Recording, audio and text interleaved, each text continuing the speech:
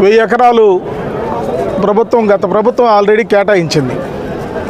అక్కడ భూములు కూడా ఇండో సోలార్ కంపెనీ ఇచ్చినటువంటి డబ్బులతోటే ఆ భూములు కూడా కొన్నారు.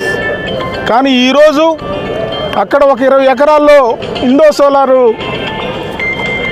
ప్రోడక్ట్ని కూడా స్టార్ట్ చేసి షెడ్యూల్ వేసి నిర్మాణం చేసి పనిచేస్తూ ఉంటే ఇవాళ ఈ వచ్చినటువంటి ఈ కూటమి ప్రభుత్వం ఏ ఉద్దేశంతో కరేడు ప్రాంతంలో 8500 ఎకరాలని సేకరిస్తుందో అది రైతుల అభిప్రాయం తీసుకోకుండా, వాళ్ళకి ఎటువంటి గ్రామ సభల్లో అవగాహన కల్పించకుండా, వాళ్ళకి నోటీసులు ఇవ్వకుండా, రైతులతో పని లేకుండా ఇండో సోలార్కి ఈరోజు ఇక్కడ ఎందుకు భూములు కేటాయిస్తుందని మేము ప్రశ్నిస్తూ ఉన్నాం.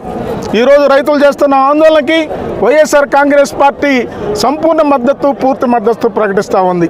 ముఖ్యంగా ఇండో సోలార్ ప్రాజెక్టు కోసం అయితే ఈరోజు ఇక్కడ ఉన్నటువంటి రైతుల మధ్య, ప్రజల మధ్య వాళ్ళకి అవగాహన కల్పించకుండా ఆందోళన రేకెచ్చే విధంగా ఈడ భూములకి ఎందుకు మీరు ఆ ప్రాజెక్టుకి అన్ని 1000 ఎకరాలు కేటాయిస్తున్నారు, మీరు మధ్య జరిగినటువంటి చీకటి ఒప్పందాన్ని కూడా బయటపెట్టాలని చెప్పి ఈ సందర్భంగా మేము అడుగుతూ, ఈడున్నటువంటి రైతులకి వాళ్ళ అభిప్రాయానికి భిన్నంగా భూములు సేకరించొద్దని చెప్పి, అలా సేకరిస్తే ఎదుర్కొనే పరిస్థితులు ప్రభుత్వం రేపు భవిష్యత్తులో అనేక పరిస్థితులు ఎదుర్కోవాల్సి వస్తూ ఉంటుంది.